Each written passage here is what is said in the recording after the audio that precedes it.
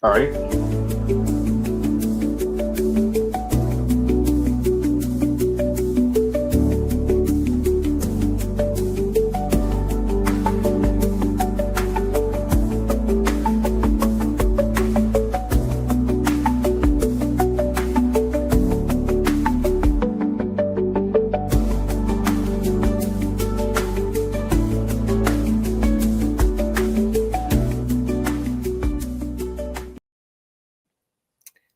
Hello. What's up, everybody? Hey, this is Tequila Joe, and blessed be, and welcome to the first episode of The Witch's Craft. Um, I am here with Gwen, Hello. our absolutely wonderful person who actually came up with this idea, and the one who runs the absolutely amazing Avalon Visions over in. You want to tell us where you are? SoCal, California. Not Perfect. SoCal, SoCal, SOQUEL. gonna let people know. Yeah. All right, so just to give you guys a little bit of an introduction into who we are and how this came about. So, as I said, I'm Tequila Joe. I have been a practitioner for a number of years. Just been kind of an eclectic kitchen witch slash sea witch slash hedge witch, just kind of practicing my own and just coming across different ways of practicing, different ideas, different views, different um, methods, backgrounds, all of that. And it's been amazing. I'm still with it. My specialty is in sigil making and also wand building, tool designs, that kind of thing.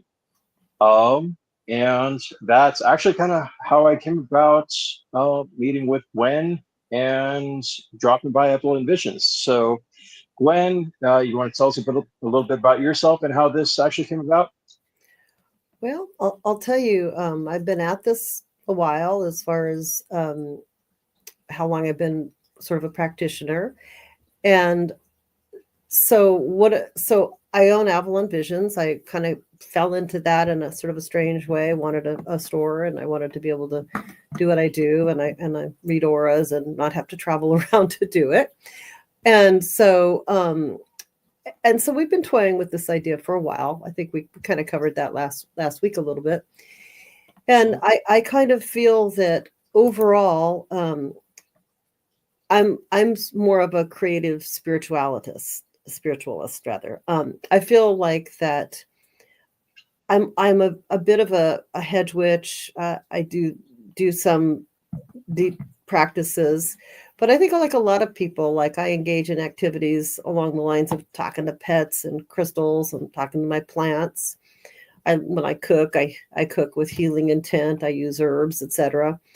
I love creating vision boards and writing down things that I want for relationships, just to help me focus on things. I like to, when I can, decorate my home to make it energetically more of a personal expression. And I have a personal belief system that combines elements from various religions, including, different belief systems. Unlike a lot of people, I don't find mainstream religions particularly fulfilling. I I kind of have my own blend of spirituality and my own path. I borrow a little from here, borrow a little from there.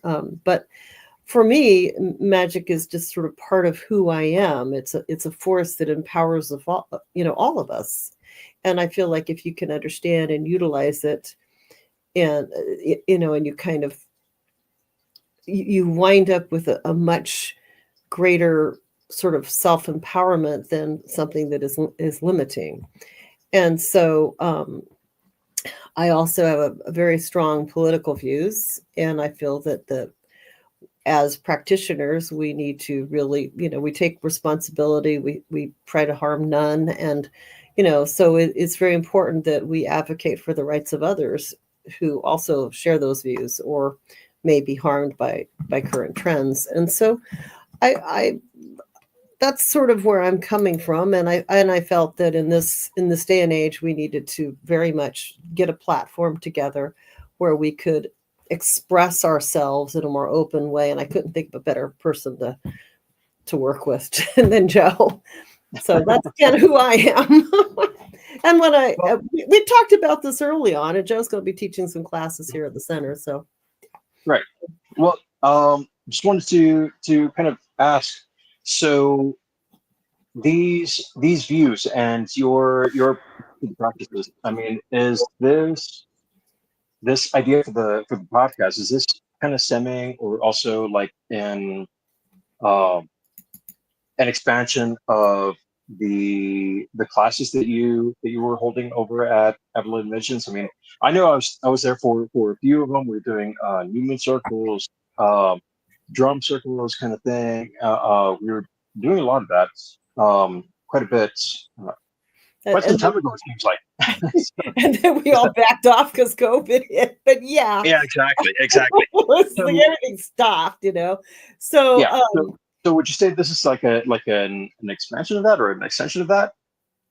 I would say that it's definitely more of an expansion on that. I feel like Mhm. if it was just classes, we could just have classes. But I feel like having a platform to kind of at least talk about what classes we're having and also what it is that you might be studying. I mean, I feel like that is a highly important way of communicating what we do, and you'll be teaching some classes when you get back over this direction, and we do have some circles. Actually, right now we've got a qigong class just starting up for Wednesdays in the afternoons. So Oh, nice. I know it's like I should go to that. I need to go to that. Anyway, I can make an argument for that, really participating in that one. But so, but it's all of these different modalities. They share like some threads of, being in community with each other. And so, yeah, it's an expansion on that, but what I think we're doing is just broadening the community a bit. And also we will be talking obviously about, getting our voices to be heard. Yeah. And with that, I kind of want to look at the agenda that we have for like the coming weeks. Things we want to talk about, discuss. Particularly because I've seen that it's been the question's kind of been raised. It's like, okay, well, with the way things are going, how soon is it going to be before administrations or certain groups start looking, over in our direction as pagans, and how can we actually prepare for that? So we have actually developed a kind of an agenda for the coming weeks. Number one being like the religion and politics. How is that actually like really come into play? I mean, it's been into play before, but not seemingly not as much as it is now.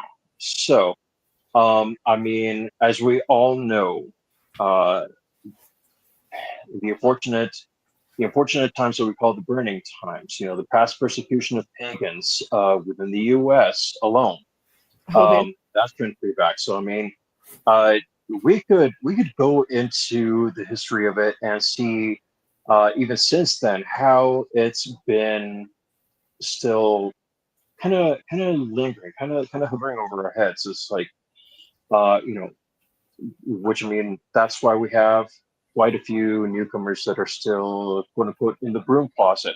Mhm. They're afraid to come out. They're afraid to come out to their families. They're afraid to come out to their communities. So um, I know you have some particular thoughts on that, like the religion and politics, and I mean stuff like Project 2025 that's now even like coming into effect as hopefully not as law, but it's there.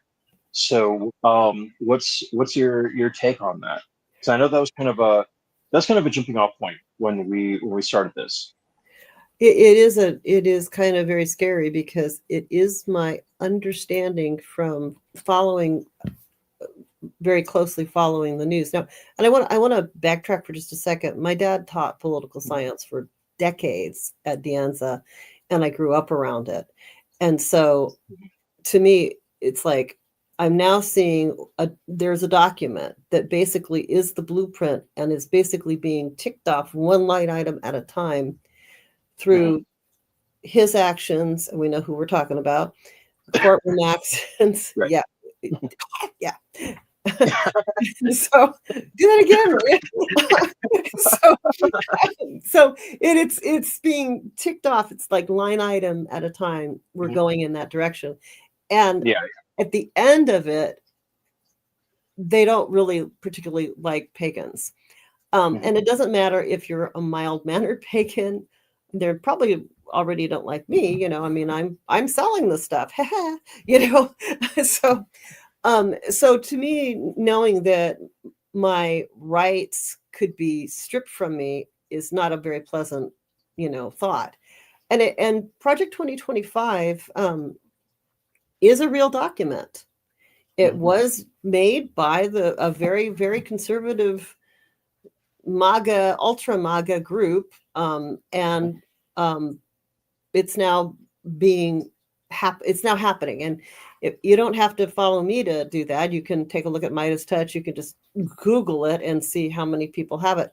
I decided that I would download a copy of it because I didn't want it to not be available to me at some later date to say that, well, we didn't do it, you did it. Oh no, I've got a copy of it. And if somebody wants to mention in the comments, can you send me a copy of that? I will take that PDF and send it to you directly, but you have to tell me you want it. So, you know, that's just one thing. Like, I have a copy. I made sure I had a copy. It's basically what it wants us to do is be a Christian nationalist country where it's just Christianity. And inherently, I want to say to people that are Christian, if you are Christian, you know, right up there with love thy neighbor is like love thy neighbor and all those commandments that you're supposed to follow. The guy that is at the top is not following those. So, you know, I have no problem with true Christians because they wouldn't follow Trump either.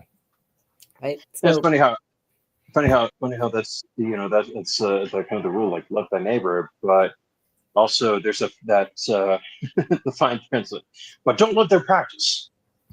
Love them, respect them, but I don't let saw them do what they. Don't let them believe what they believe. That's kind of, you know. Yeah, you know, you better not believe anything. I saw this morning where they had deported an Iranian woman who had been here for 50 years, and she's in her 70s, and had really applied multiple times for citizenship and was legally here, had a daughter who was in her almost 30, you know, like 20 something, and a husband, American husband.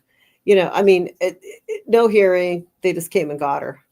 So, I mean, this is the kind of thing that a dictatorship does. And if they can do it to someone who's in her 70s gardening in her yard, picking figs or something along those lines, maybe it was lemons, I think it was figs. I mean, realistically, they could do it to you and they can do it to me. And, you know, hey. Which kind of which kind of leads to the idea, and that's like another item that we had, which is like conflict and persecution, and how can we prepare for like what's next. I mean, of course, as humans, we are hopefully looking after each other. Sometimes it's really difficult, but I mean, as far as pagans, we also kind of need to look for each other as well. So, you know, I'm hoping we can kind of bring a lot of things to light in that discussion as far as what we can do to prepare for what's next. And then also talking about different communities. You know, we also, within our community, we also have people that are in another, well, subculture, and that's like the queer community. And I mean, there's talk about their way of life, which of course we are major supporters. And but there's still so much out there. We've seen it, especially during this month, the Pride Month, where their lifestyle is still considered like a category of like deviant practices. So I also want to kind of work on a discussion about how we can help them. What are we doing for them as far as, providing a haven, providing a an outlet for them to be who they are, and also to kind of be inspired by our own practices, even if it's just cleansing, meditation, that kind of thing. Um, but also be very active. So, what's what are your feelings on that one? Well, one thing I did this year, and I'm not going to take it down tomorrow or the next day when June ends, is Hmm. I got a rainbow open flag. It's a little like windsock that Hmm. says open on it, and it's a rainbow. It's not that every one of our customers is perhaps not straight, but Hmm. the point is, I don't care if any one of our customers is not straight, is the queer LGBTQ. To me, it doesn't matter. I want them to be able to come into the store and feel like they're safe. I've had at least one employee who was in a transition state, and Hmm. very good employee. I had one employee for about 10 years, literally, who started before we moved, stayed through the move, and then is now working as in elsewhere, having graduated from college and all that. But my I want people to come in here and feel safe. And it's not about pronouns. It's like not all of us who have known someone for 30 years is going to be able to say she or he. Well, if we try, we'll do our best because we Hmm. want them. We want them to be they're our family, they're our friends. So Yeah. I put on my desk a little bowl of rainbow safety pins. And it is not lost on me that decades ago, Jesse Jackson started the Rainbow Coalition. I don't think he thought that would apply to LGBTQ at the time because I don't think that had been, adopted yet. And I know there's an extra stripe on the flag, but I don't know what that is. But the idea is if somebody doesn't carry the same energetics, they're dancing to a slightly different drummer. That does not Mhm. mean they should be persecuted. Right. So, Exactly. just because you're uncomfortable with somebody, that's fine. Remove yourself from the situation. If you're not comfortable with people that don't look like you, don't act like you, don't share your same desire for sexuality, okay, fine. Just don't be in the room with them. And, Yeah. time and time again, the people that are actually repressed are the Mhm. ones doing the things that they're accusing the community that isn't repressed of doing it isn't doing. How many right-wing ministers have been arrested for what? So Exactly. quite a few, and it's not, I would venture to guess, as common in us left-wing communities because guess what? We're not repressed. We're dealing with who we are. So Yeah. yeah. And I love the fact that you mentioned an employee, but also going back to what we used to do, the activities that we had there at Avalon Missions. We had quite a few LGBTQ people leading it, first of all, and Yeah, just coming in, participating, and it was amazing.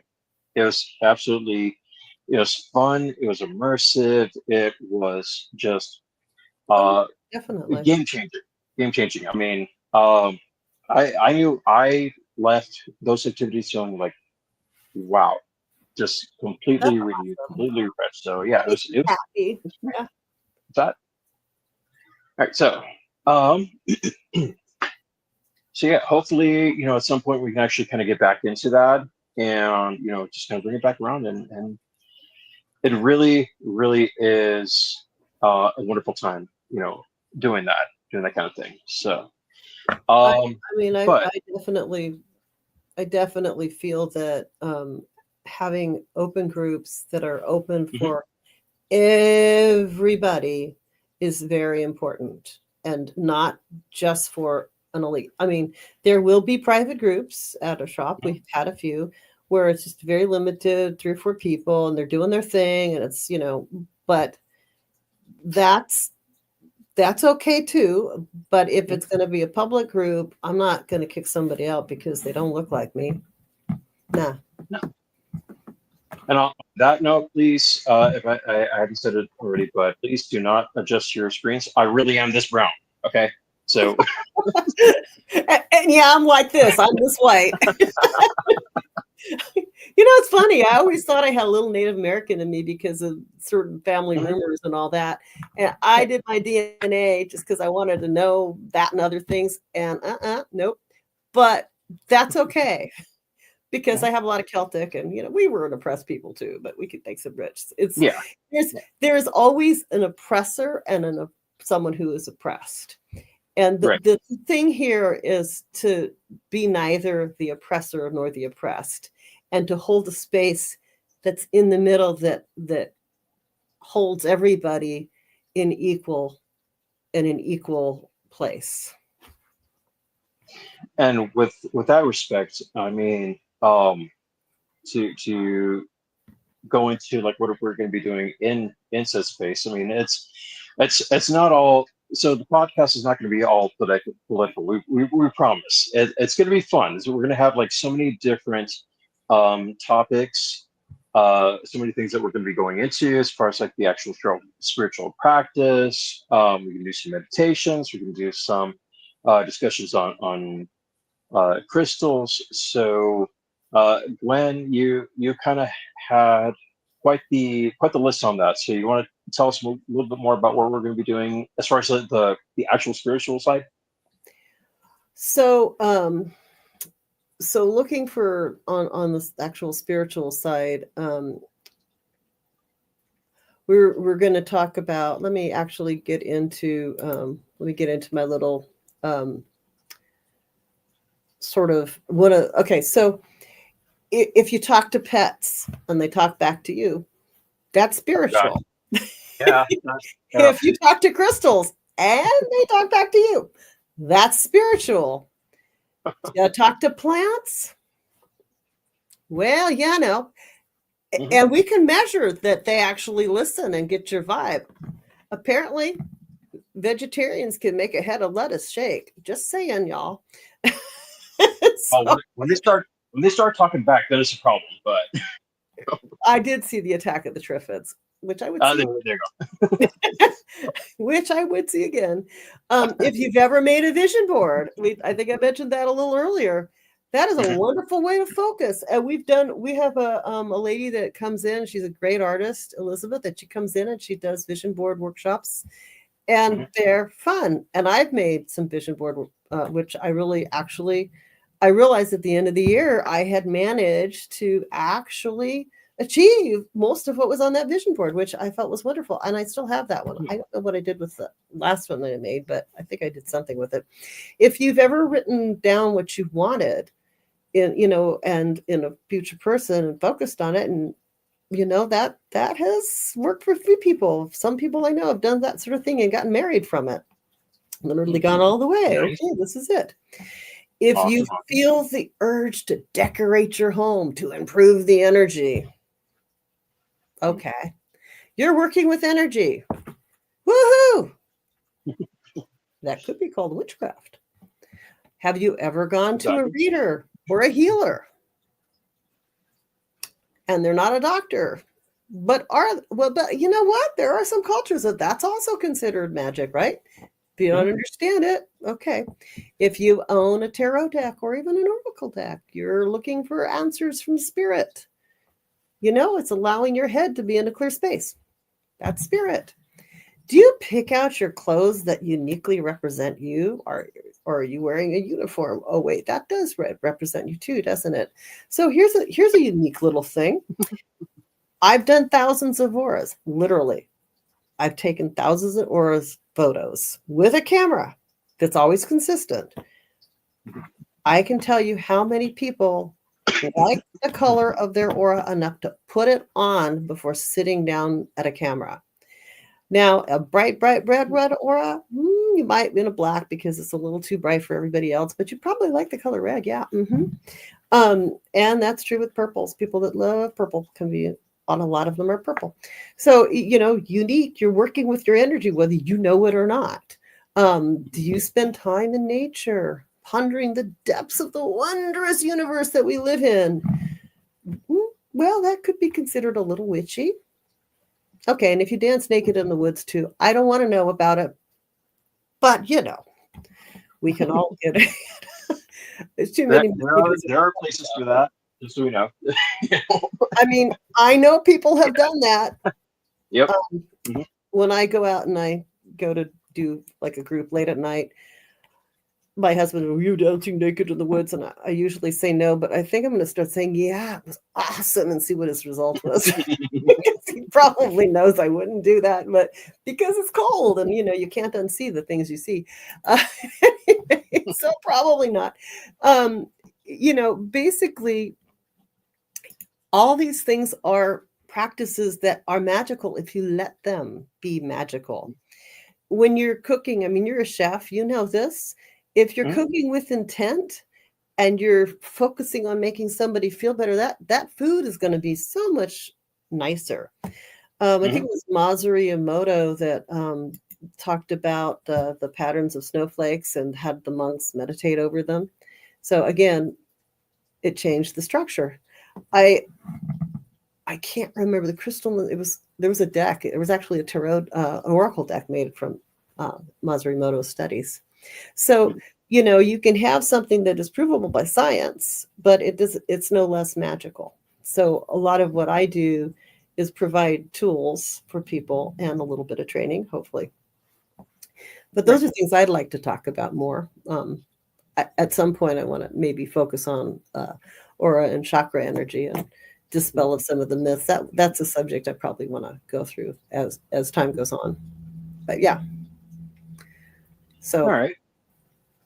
And so I mean, talking about the cooking with intention, talking about the different unique properties of ingredients, the origins of like traditional witchcraft and cooking, what can help, what can hurt, that kind of thing. We do kind of want to make a class out of that one. Right now, it's kind of just called Witches in Kitchens. So we'll play around with that. We'll let you guys know what exactly it's going to be called, and what we'll be discussing. okay. Also, we're going to do a little more. Shall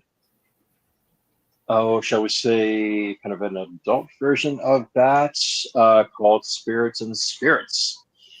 The alcohol. Yep. In that case, we're going to take a journey into like the magical characteristics of alcohol, from herb origins and properties to potency through aging. I mean, everything comes through fermentation. How does each property kind of blend in? What does it actually help to create? And we'll look at the explorations of what mixer combinations can go in there. And so, how once again, how are we going to elevate those intentions? So yeah, we'll do fun stuff like that. You also mentioned, talking to your pets, talking to your plants. There is already a course in the works that we're going to call Tooth and Claw, Fin and Feather, and that'll be a discussion on the topic of familiars. I mean, for the longest time, it's always been that kind of stigma that there's always a black cat holding a witch, or there's a crow, a raven. Personally, yes, I do have a little demon gargoyle child cat, which is somewhere around the house. I don't know where she is right now, but yeah, she's agreed to be my familiar. Some people have bearded dragons, some people have snakes, people have raccoons, fish, that kind of thing. So we'll go into the discussion on how to work with them. And I know there's always like that question, like, well, I've got this animal following me around. Can they be familiar? Yes and no. I mean, it all depends on the nature of the relationship. So we do stuff like that. Talk about familiars. And then we're going to go deep into the darker side. Um, I personally would love to do the witches and the paranormal discussion. That'll be fun. Yeah, that will be fun. Hopefully, yeah, hopefully by then we can have at least a couple of our viewers kind of chiming in. Maybe they can tell us some of their ghost stories or stories of encounters. Um, but I also want to go into uh, the topics of like grounding and protecting house and home, protecting yourself. Um, and then, of course, there's discussions on where we have been, what the traditions were before versus like what they are now. And in a little bit, I'll kind of go into some questions that have been brought by people who are wee baby Seamus witches. So we'll talk about that in a bit. Um, but yeah, we kind of want to look at what happens when people step out of it. People step out of the craft. Maybe they find religion, Christianity, but then they end up coming back. Where's the gray area? Where's that middle ground? That's where you get things like Santeria, that kind of practice where it's like it's a little bit of both. So we'll talk about that as well. Um, then we have a full on discussion on the legend of La Llorona. That is a talk that was previously given at the last PantheaCon, and it's not really been available. So I would actually like to make it available. Um, and that's called La Llorona, Justice for the Weeping Woman, and that's kind of a discussion on what the icon actually is. And I mean, she's very, very prevalent in the Mexican culture. She's portrayed as this spirit, this legend, this piece of folklore that's always around a river, always crying for her children. She's always been married to a rich man who betrayed her, who did all this really, really negative stuff. But there's never been, as far as I knew, there had never been any kind of real deep exploration as to where the legend came from and who the real people were that were actually attached to the legend. And through research, I was able to kind of come up with some groundwork for further research. But it was uh, still pretty intense, still very heavily immersed in like the social aspects, um, of the time. I don't want to give too much, but of the time when the actual legend first emerged. So that'll be an interesting thing. That'll be both spiritual and also in the flavor of speaking for justice for women, for all women. So there'll be that one. That'll be a major one. And then Did that really well at PantheaCon too. That was a really good talk. I went to that talk at PantheaCon that you gave. well, yeah, I tried to do the best that I could um for like I said, such an icon. That's always been just kind of like that. She's always been in the background. She's always been, hiding in the alleyways of like the Mexican neighborhoods. So uh, because that's like the most iconic spirit that we have, that's why I wanted to do something that would actually bring more light and have her be better understood as as more of an icon than just a local legend or a spirit, just another ghost story from the Mexican culture.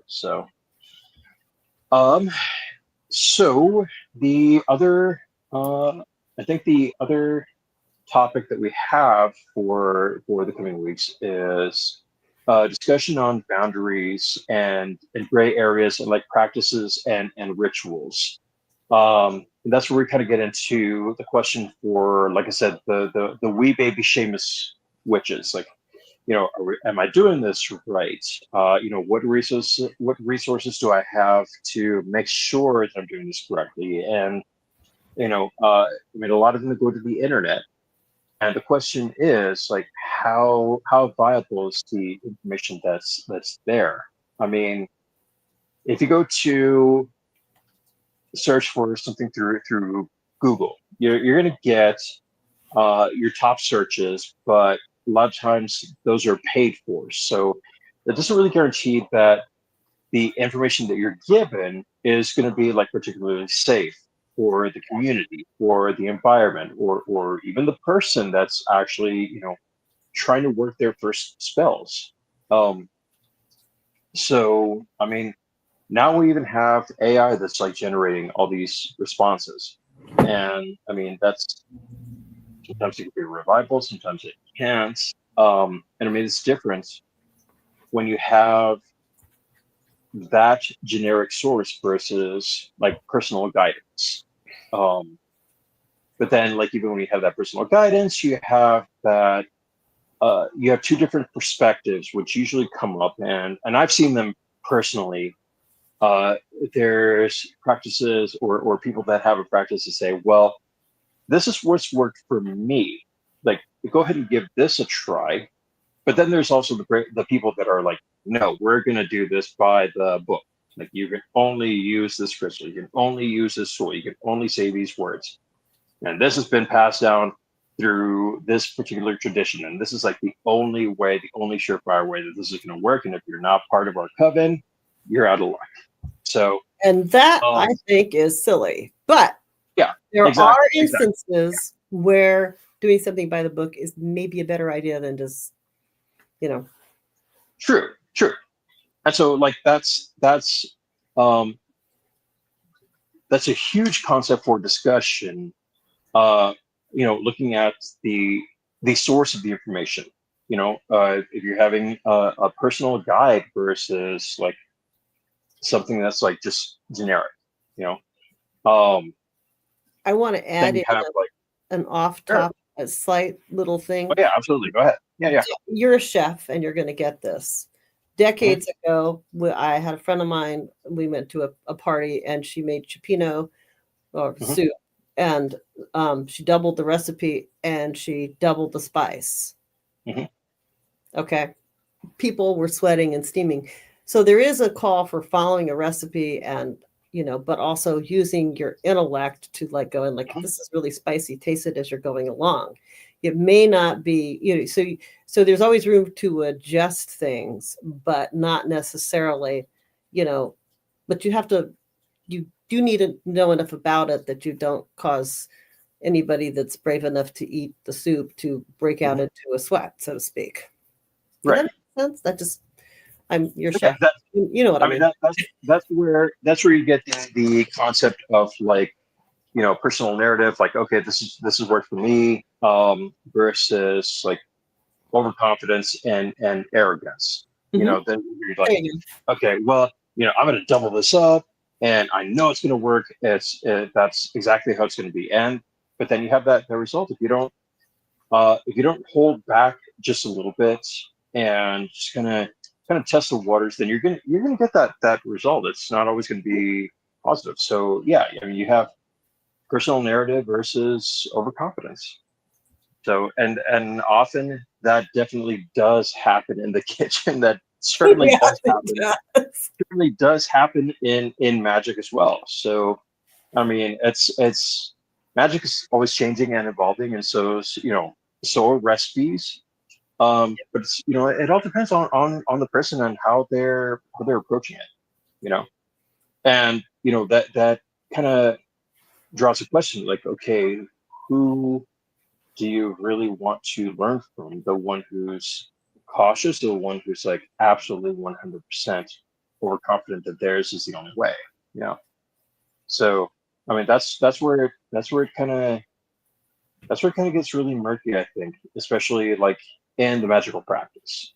Um, so I mean that sometimes creates doubt in the young learner's mind, you know.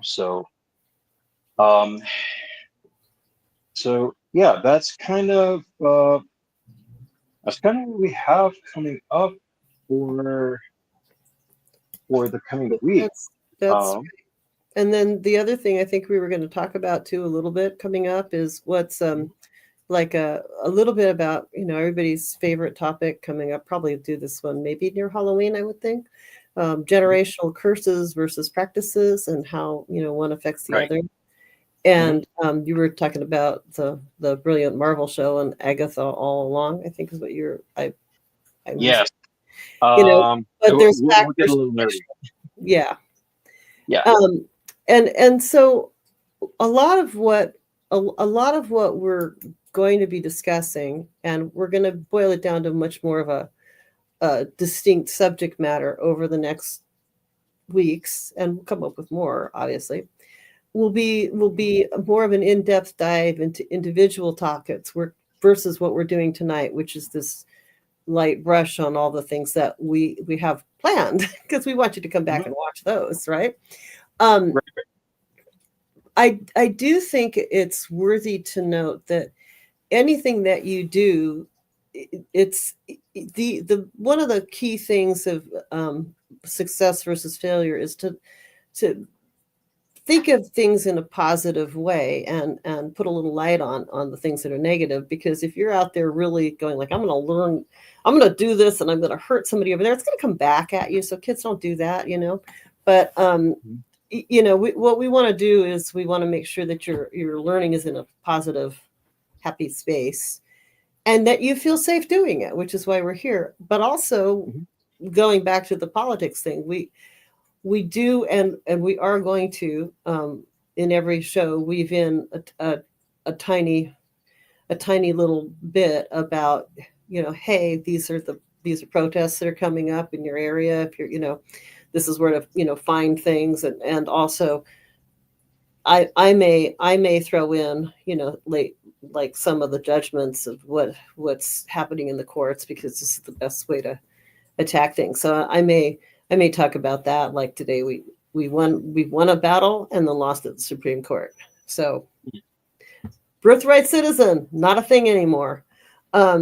So you know, so a lot of important things are happening, but we want you to be educated about what magic is, and also about what your, you know, some of your current rights that are at stake, so that you get a full picture of who most practitioners are like, because Joe and I, we're really quite typical in a lot of Mhm. ways. I happen to be a little more obvious because I own a metaphysical bookstore,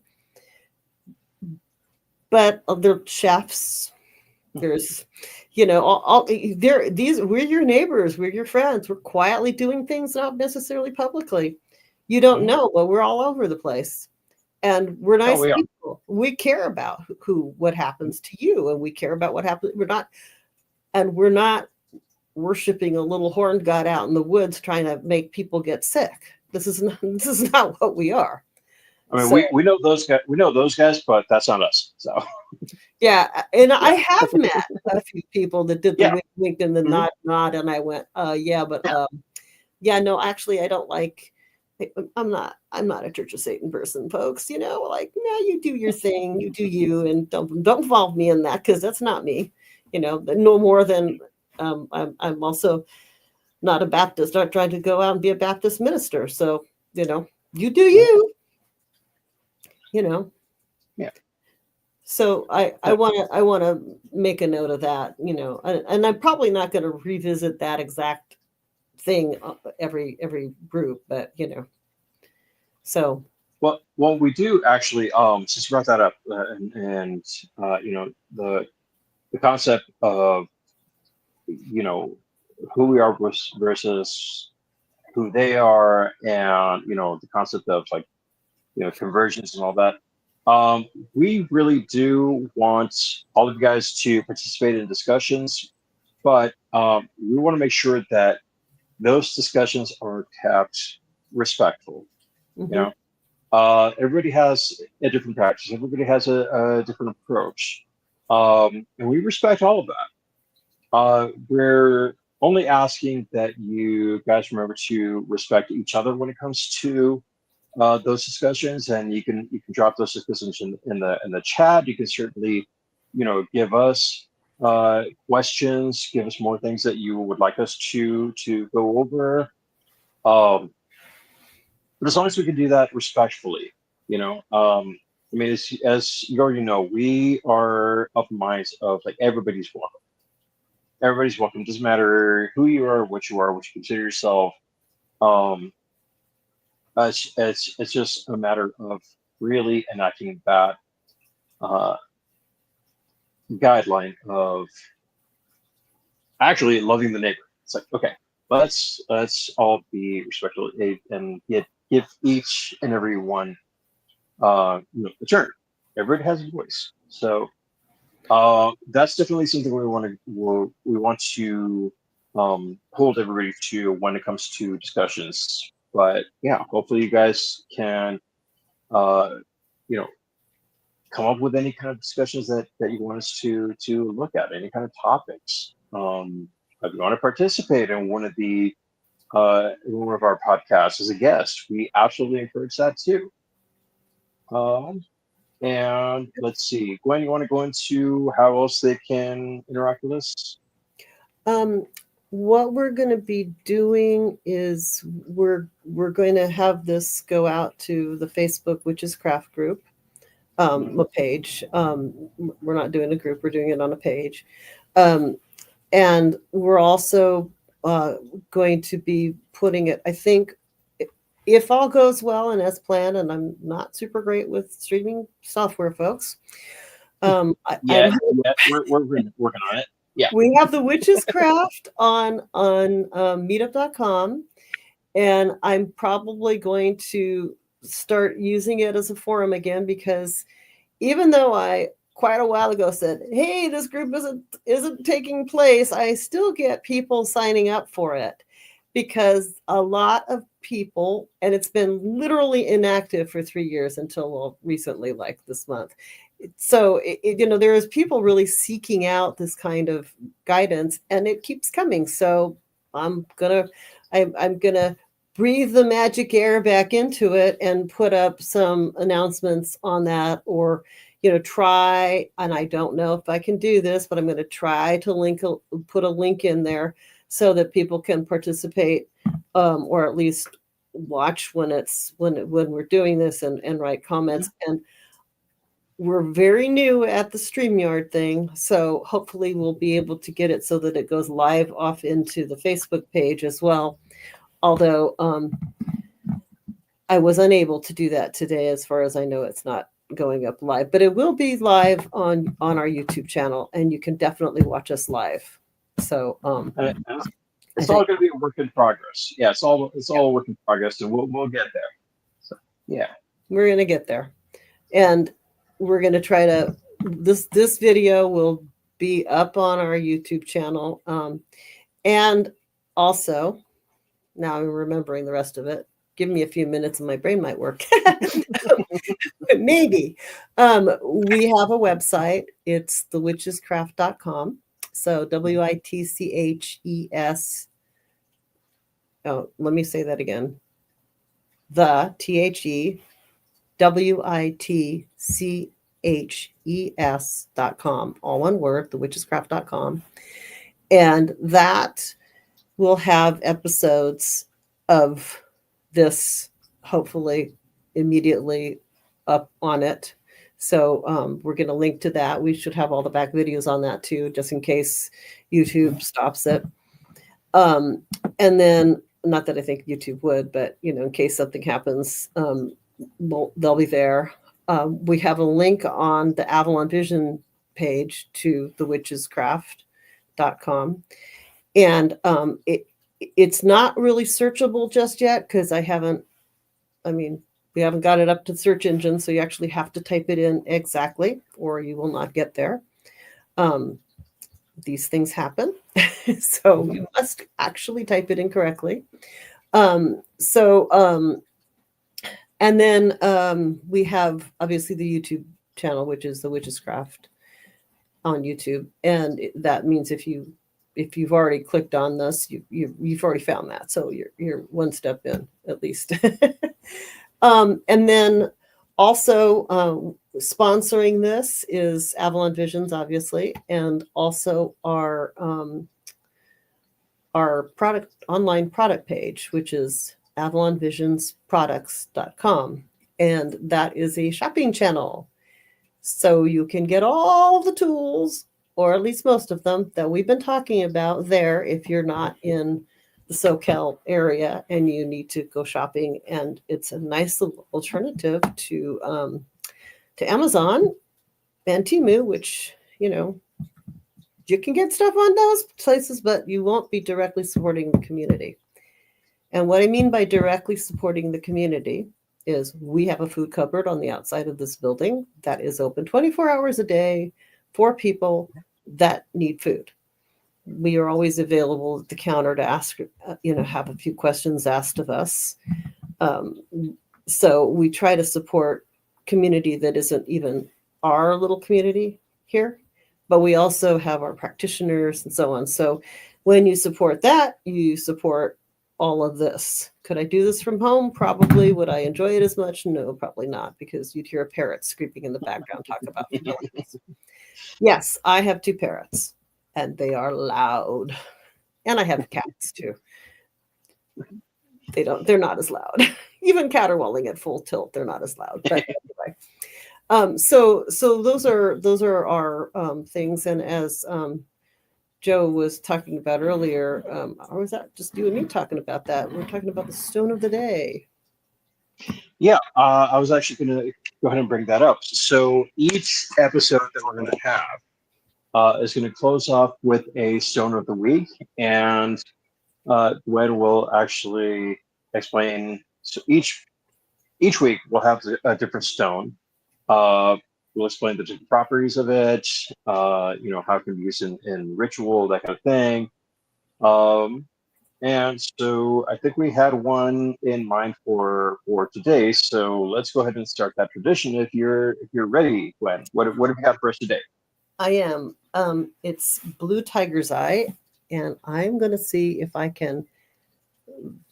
I don't know if I can actually pull up a picture of Blue Tiger's Eye. Come think of it, I went to load that up. But Blue Tiger's Eye is a like the orange striped tiger's eye. It's not kind of a brownish color, but the difference with tiger's eye and blue tiger's eye is that it has a little more like hematite in it. And I am going to give it a shot and see if I can put a picture up on it. And I might have to just see if I can actually pull a picture of the blue tiger's eye. And if I hit images, and I might be able to actually copy this and paste it. Ooh, those are pretty. Wow, I found some very pretty pictures of blue tiger's eye. Let me see if I can copy image. And let me see if I save this to a pictures file. If I can very quickly put it up. I knew there was something I was forgetting, Joe. I knew there was something I was forgetting. That was, right. I am going to do that. Here we go. So here we go. Home, crop, file, save as, picture. So what exactly, as you're doing that, it tells exactly what the properties are and how that actually can work best for you? Well, Blue Tiger's Eye has a lot of kind of the magnetic qualities of hematite.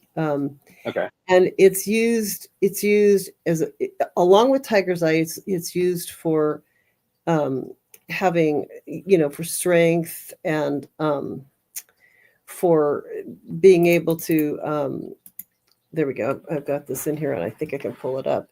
It's something that you You can hold it. It's good for grounding, and it's also something that is. Let me see if I think I might just be able to pull this up. And it's also used in money spells. Believe it or not, there are money spells out there. And there's There was this. really, what was that? Oh, sorry. I was going to say there was this pretty interesting money spell that Gwen just shared with me, and hopefully, when we start next week's episode, we'll go ahead and share that with you guys. It's a new moon spell. That's blue Pretty tiger's easy. I was able to find it. Oh, there we go. There we eye. go. Yeah. That's blue tiger's eye. And Okay. those are probably, I'm not going to leave that up for very long. See, I learned how to do this the other day, didn't I, Joe? So blue tiger's eye is, if you look on the bottom left hand corner, you'll see the kind of orangey stripe, which it's that looks a little bit more like tiger iron, where there's a higher iron content, and the one up to the far right in the top, that one is more of the standard color, the more kind of a brown orange. But that one right in the middle in the front, that's the traditional blue with, like that little middle aisle there. Very, very, very pretty. That's what you do to, that's actually one of my favorite stones. I have a skull like that, Joe. It's about this big. It's a long Nice. skull. Yeah. I'm going to remove that now, but yeah, I actually use that. And do you have these readily available at the shop right now? I do. The batch that I have right now is it's not as blue as that. It's pretty good, but it's not like that is like an excellent example of a very high quality blue tiger's eye. The ones that I have at the shop at the moment they are blue. They have the blue streaks through them, but they're also not that much more blue than the regular tiger's eye, which is more like the colors you have on your shirt, so to speak. But Right. honestly, those are pretty. And I don't know if the ones that I have on my online store, and I know they're on the online store, I don't know if they're more blue or less blue, because it is the same source. So Gotcha. but they're definitely blue if they have more of the hematite, but those ones that I just put up are just I want to go and order those. I may have to when we're off here. I may try to get a hold of those. I just don't know if they're still out there. Well, either way, they'll be readily available. So yeah, I mean, I definitely have blue tiger's eye at the store, and I do have it on my online too. So perfect. All right. Well, I think that's going to wrap up our session for today. Thank you for all you guys that actually stuck through it. Those of you guys that tuned in, we really appreciate you. Again, we hope that you guys have some comments for us, some thoughts, questions, anything that you guys have that you want us to tackle, to talk about. We'll do our best.